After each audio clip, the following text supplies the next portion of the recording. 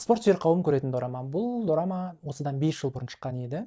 Спорт жанрында, спорт туралы. Dreams кәсіби баскетболшылар командасы әрдайым соңғы орында жүреді. Сондықтан да компания ойлана келе жаңа менеджерді шақырады. Жаңа менеджер келіп, ол жай маман емес, ол өте кәсіби маман, өзінің ісіне берік маман, спортшылар үшін бәрін жасауға дайын маман. Сонымен ол келіп, осында кірісіп бастайды. Осы команданы соңғы орыннан алғашқы орындарға жеткізу керек. Әрине басында оған өте қиын болады, өйткені оны ешкім тыңдағысы келмейді, ешкім оны қабылдағысы келмейді, бірақ уақыт өте келе барлығы осы менеджерге үйрене бастайды, үйренісе бастайды. Сонымен осы команда үлкен белестерге жету керек. Сондықтан да өте қызық дорамалардың бірі, көруге кеңес беремін. Басты рөлдегі актер енді әрдайым всегда өзінің рөлін керемет сомдайды ғой. Бұл дорамада да өте ғажап сомдаған. Сондықтан да көріңіздер, дораманың аты Лига Печи.